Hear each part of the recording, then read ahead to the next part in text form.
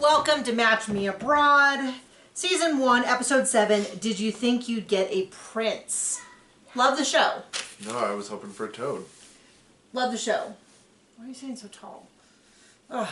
You may even notice, hey, that's the same outfit they watched on yesterday's video. We turned our underwear on inside out. We did not. Because we're filming it the same day. We're not wearing any underwear. If you did not catch that, then you need to go talk to a cognitive doctor and have your brain tested. Because I expect everyone to memorize every outfit I have. And I didn't say this earlier, but some people ask about what my shirts are about. And this one is Marie Curie. And it says, nothing in life is to be feared. It is only to be understood. Now is the time to understand more so that we may fear less. I hear she's really radiant. She's very radiant. Still many years after her death. Still. Radioactive. And very active.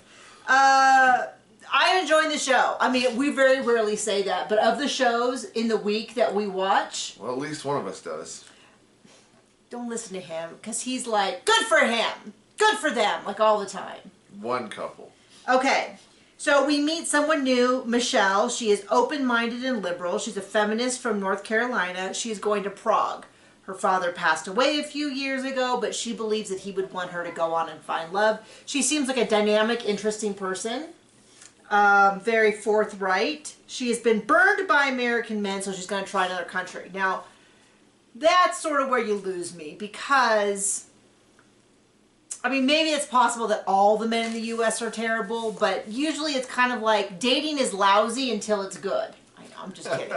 Dating is lousy until it's good. Even two nice people dating can be a disaster that you have to, like, go on a girls' trip after and eat lots of chocolate and stuff like that. Because it's like, it's a huge bummer to date people. Now, the implication is that maybe hers were worse, maybe she got cheated on or her identity stolen. I certainly had a few of those relationships that were like objectively bad people who ghosted you. I mean, I had a... Got thrown in jail. Got thrown in jail. Yes, that did happen.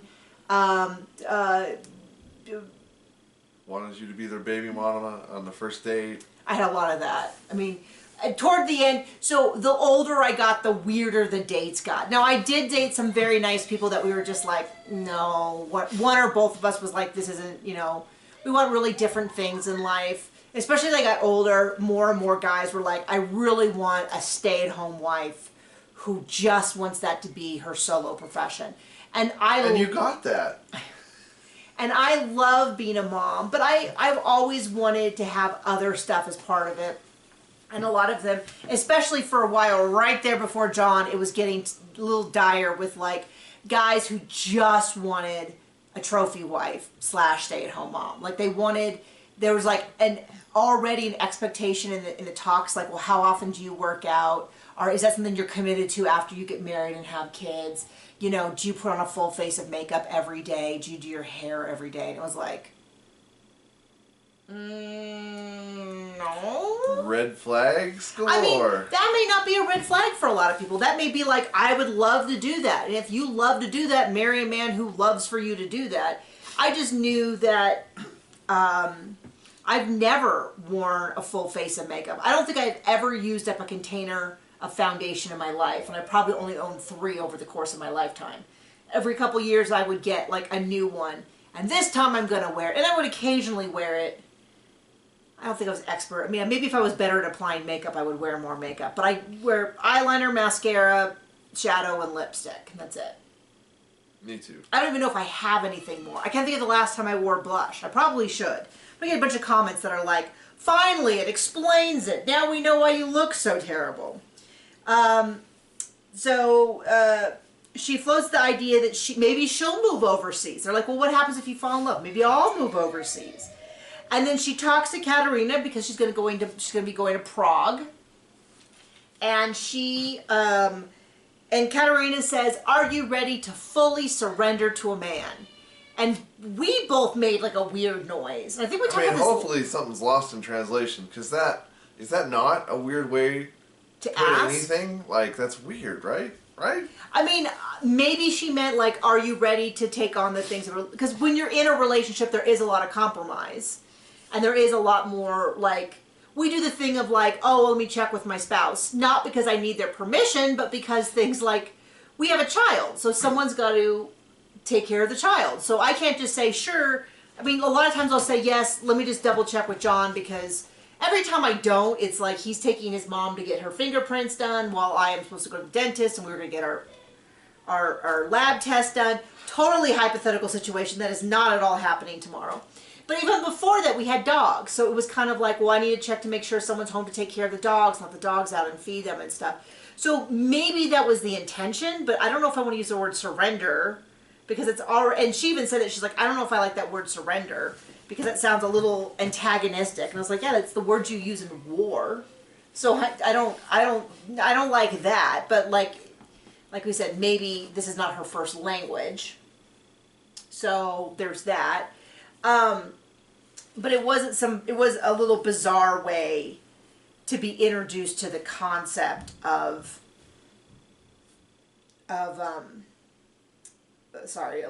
dating. Like, are you ready? And it was also a weird question to ask, just because I didn't get the vibe before that she was against dating. Like, they made it sound like, I mean, if anyone should have had that conversation, should have had Mark, Captain Screws Around, right? Like, he should have had the, like, are you ready to settle down conversation after. Didn't he have sex on every single first date? I don't know. He made it sound that way, I think. Okay, so we'll go to Nathalie. She's in Colombia. She is going to go on her second day with Alejandro. He is older and he is calmer. And he talks to angels. He talks to angels and he's a DJ. They seem to kind of hit it off. They seem to talk and kind of get each other. She says he doesn't seem like a DJ. He seems more like a teacher, but like a favorite teacher that she would love. He doesn't seem convinced that was a compliment. Yeah. I mean, what I thought she was going to go for was that he seems more intellectual. But, you know, that is what a teacher is. He thinks that maybe American women are different. I don't know. Maybe she needs to surrender. She might. She says she always thought she wanted to be a lawyer. Now she's not so sure what she wants to do. We talk a little bit about religion. Is that code for she wants to be a housewife? I don't know what that was. Maybe a reality TV star. They talk a little bit about where they're from. They talk a little bit about religion, and he kind of spills the beans that he's much more religious than just not, and shares a bunch of his tattoos. And then she was really thrown off by this, and I think I understood immediately what he meant. But he said, you know, I don't talk much more about spirituality until after we have sex. And she's like, why? And he's like, because otherwise you don't have sex. And she was like baffled by what this means. I assumed, I could be wrong, my immediate assumption he meant was that girls don't sleep with dudes who talk about God. That's what I got from it. See angels. Or who talk to angels. He did tell her, that was what was kind of funny, was he did tell her that he talks to angels, that he believes in angels. He doesn't believe that any one religion has it, but he does believe in religious angels, and he talks to them. And then he's like, but I don't talk about spirituality before sex. And I thought, well, I think we skidded past... went and sailed. We skidded right past that stop sign. Just right through it. If you were no port of entry here. Like, we were to keep going. But she is so confused. She's like, I don't understand how talking about religion would get you not to have sex. And to me, it seems like he's had plenty of women who have gone, oh, you talk to angels? Cool. I got to go call my mom real quick, and then disappeared halfway through the date. Yeah, oh, I forgot. I got to wash my hair. Bye. Yeah. Sorry, I have a dog to kidnap. Like, you know, like... There was this sense of, like, to me it seemed, now I could be wrong. He could come back next, and we could very well be wrong about all these things. He very well could come back next week. I don't know if you've watched this before, but I'm never wrong. Well, they do deceitful editing all the time. So that's the real key here, is that he could come back next week and say it's a religious thing. I don't talk about it before sex, or according to the moonlight, or whatever. So then she says, oh, okay, well, we can talk about that more later.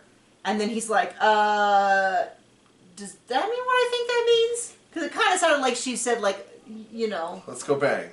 Well, yeah, because he's like, I don't talk about sex. I don't talk about, it's funny because I keep wanting to say it backwards, which is I don't talk about sex until after I've talked about religion. Let's talk about sex, baby. But it's the reverse, which is I'm not going to talk about religion. Like, I'm not going to talk about whether or not we're religiously compatible until after we first have sex. Like, well, I guess that does Maybe give he's him got one baby thing. fever. He's got baby fever. So, anyway, so she's baffled by that. She says we can talk about that later, and he goes, we just discussed when that later would be. Or is that? And she's like, oh, no. But he does speak English. He is not so much of a bad boy, so I will give Juan that. It's not the worst date that she has been on so far. Worst one I've been on. Okay, which one do you want to go to next? Let's go to Chad, since he has barely anything this episode. Chad goes on a date, eats spicy chorizo. With Talks Maria. about marriage. The Well, end. what's weird is, okay, so before we even get to the he jumped the gun, which I kind of have an opinion on separately. Yeah. Did you hear? Yeah, I don't care. So okay, no, never mind. He brings up that he's been engaged, and she's like, how long was each one? And he said a year. And she's like, oh, a year, only a year. Well, we don't do that here. We date much longer than that. You wouldn't get engaged after a year. He should have put his fork down and walked out and be like, yeah, well, you know what I'm trying to do here, right? well, it's kind of those weird things. It's like, she wants to date an American guy because, what did she say? I don't know. But she thinks he's sexy, but he might be a little bit too busy and stuff. But it's like, so you want to date... He gets up at 2:30 and goes works out at the gym before work every day. I mean... That's dedication. That is dedication. That we do not have. No. We do not have. We are lucky to get in a half an hour once a week, starting 2 weeks ago. Yes. The 3 years prior, nothing happened. Part of that we can blame on the pandemic. Blame it on COVID. We're going to blame it all on COVID. It doesn't matter how long our gym has been opened or that we bought a membership last year and didn't go once. We live near a very affordable recreation center that you can buy for a year at a time. So it's not like we're paying, some huge amount every month. We just make the mistake once a year. Not this year. This year we're doing it. So we've gone 3 times? Something. Like We've that. done an amount of times. So, but I'm like, okay, girl, so you want to marry an American guy, but you think that you should just date for years and years, even though you won't live in the same country. Like, Or see each other much. Or see each other. This setup is not working for me. But then, she tells him she's been engaged 3 times, and then we hear a little... Daddy, you need help. You need to get downstairs, bud. Why don't you call your mom over? Our little guy came and visited. He's not supposed to come upstairs, but when we're both up here, he's like, hey, my mother-in-law's downstairs, but apparently she wasn't paying attention. So John will take care of that. I will continue. So they act like it's this huge, crazy thing that, I can't believe that he told people that he was engaged 3 times. But they're on a dating show. Did you get your mom's attention? Yeah, we'll see. Anyway. But they're on a dating show. I kind of feel like it would be almost... Like, it's not like he just sat her down and said, okay, just so you know, engaged 3 times, cheated on twice, big loser in love, and your name is... Go. Like, I didn't think it was... Like, maybe it scared her off. I don't know why that scares people off so much. Is it like an assumption that he must have a bad picker or that he's a mess? I don't know. I don't didn't know. get it. Don't care. Boring. But Juan sits him down apparently next week and tells him how this was a huge mistake. He's got to slow his roll. I'm not saying that I wouldn't be intimidated by it, but it's also weird because they're on a matchmaker. Like, this is different than a lot of times a first date for me, especially back in the day when I was not on dating apps, was like... As opposed to recently. As opposed to recently, yes. No, I'd be at an archery tournament and I'd be talking to someone, they'd be like, hey, do you want to grab dinner tonight? And it was like very, like you could say this was friends, you could say this was dating, it was all very much like... Androgynous. It was gay. Or like, oh, would you want to go grab a hot dog at the food truck that's here at the tournament that we're all at? Like, there'd be lots of like that kind of hanging out, or like we're all at the same hotel and we like bump into each other accidentally, even though we're both looking for each other. And on in the different lobby. floors. You know, like in the lobby or something, and then we kind of hang out, and then it's like, oh, well, a bunch of us were going to drinks, and, you know, do you want to come along?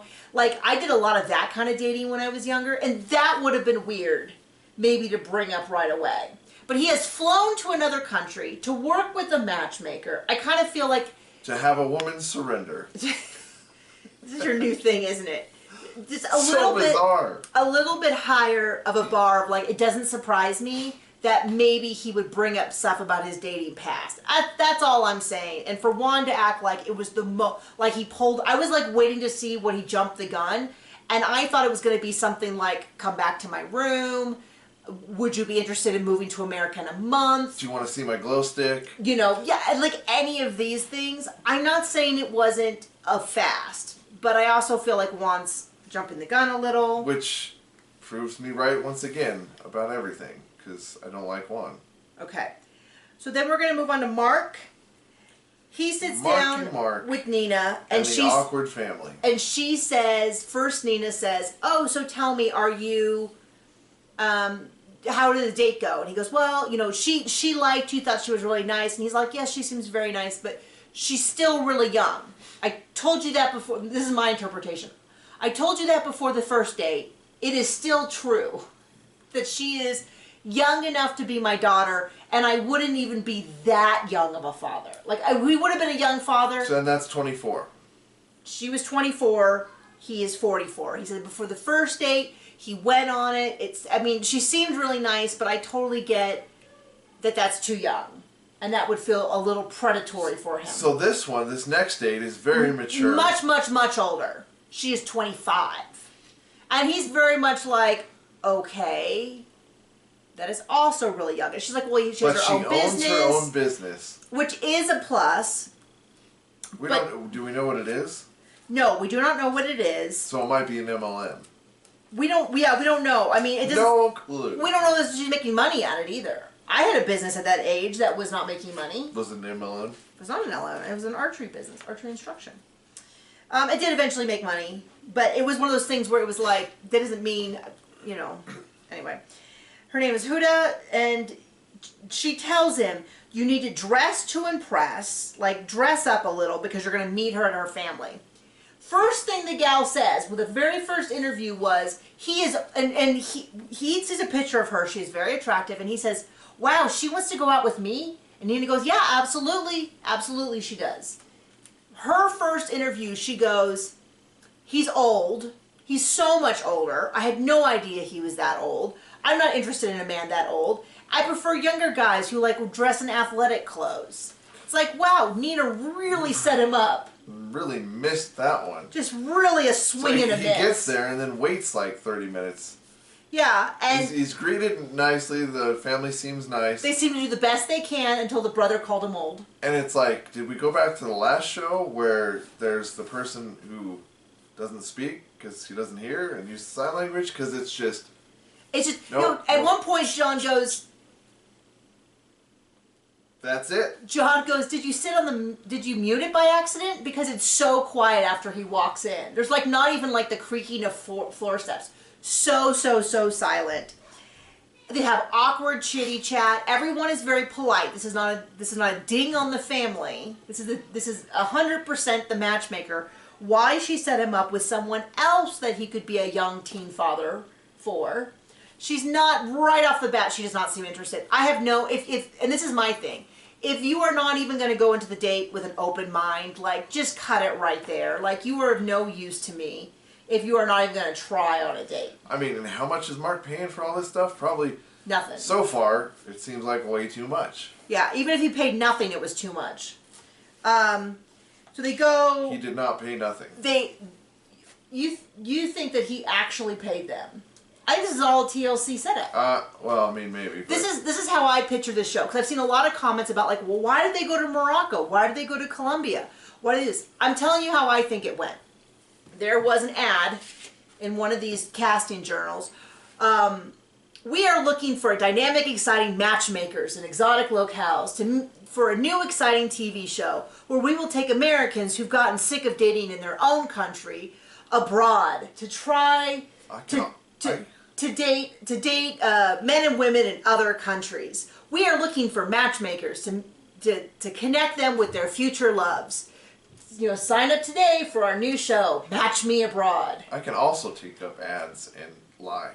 I know. Well, that's the thing. And then they cast people, and they found 3 of them, and they found they probably either picked the country based on who was available, or where they had connections where they thought they could get free hotels and stuff like that. And then For they had exposure. And then they had an ad that said, "Are you single and sick of your local dating pool? Have you decided that you really would like to try finding your love in a country outside your own? We are hosting a new reality dating show with exotic locations like Colombia, Morocco, and Prague, where you can meet your European lover, your Colombian date, or your Moroccan blah, blah, blah, blah, blah." And then was like, sign up today and tell us why you deserve a chance to travel overseas and work with a matchmaker to find your future love.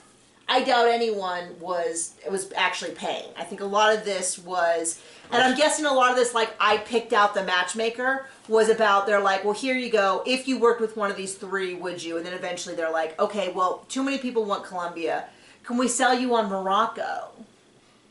And I think that's exactly why so many of them ended up with, where you're sitting there going, why in the world are they here? For a paycheck, for TV time, for who knows You should have what. to do something useful. Have like dating on the front lines. We're sending you to Ukraine. You might be captured by Russia. See if you can find love in a tumultuous war. That's the kind of thing that they would have pitched on 30 Rock, which is funny because they had MILF Manor, and they had like Cougar Island on 30 Rock. Those were real things too. That's Well, MILF Manor was. gross. I don't even know where we were. Oh, Mark. So they're going to go to a boat restaurant, and that's where we get left off. We get left off with her saying he's old and boring. And then we see him next week being old and boring, I guess. I feel a lot of people really, really, really hate him. And maybe I've been watching reality TV for too many years to say that he doesn't even register on my, like we're watching shows with like Jasmine and Lydia and some of the worst people I've ever seen in my life. Like this dude, I don't care. Yeah. Okay. Speaking of happy endings, we have Harold and Mikola, right? Yep. He invited her back to his hotel for dinner. She said yes. She said yes. He pulls out her chair. Enthusiastically. Goes out of his way to make sure he pulls out her chair for her. She lets down her hair. She's so pretty. And then they start asking questions. How soon are you interested in being married? And she's like, well, you have to really feel it. They have a very nice conversation. I'm seeing a lot of people online that keep saying like, oh, it's an awkward date. It would be an awkward date for you if you were on a date with him. They seem very comfortable and having a nice time. Looked wonderful. Everything I hoped that, what's his name? Harold would get. Seems like it's going well. It does go well. They reach. He keeps saying it feels easy and natural. He asks if he can hold her hand. They hold hands over the table. And then we see what we saw in the previews last week. They bang? No, it's not what we saw. Oh. He asked her to go back to his room. And They bang? The internet was aflutter with how he had clearly screwed up this thing. Now, a lot of people, myself included, thought that it would. We're going to bring the cameras, so it might not be. This was a tantalizing edited snippet. First off, secondly, I kind of feel like there's been plenty of first dates that apparently all of Mark's first dates end with an invitation back to their place. There are entire dating apps called Stuff. Tinder, I don't know. Grindr. I wouldn't know. I don't, from my impression, because I've never used it, those were way past my time, were that those are just hookups. Like, those are just where you literally say, like, maybe we get food first, but this is going to be, I am scheduling in a physical encounter. Which is wild to me. But, kids be kids, I don't know. But people like act like this has never happened. I think they're making some assumptions on the fact, their opinions of people. But anyway, she invites him back to her room. They go back to look at his drawings. His drawings are very, very neat and tidy. Like it would be interesting to see. I mean, he does show her his pool noodle. What? I was taking notes. Oh, that was the first drawing. Was a pool noodle? A pool noodle with baffles that make a sound when you move them. Okay.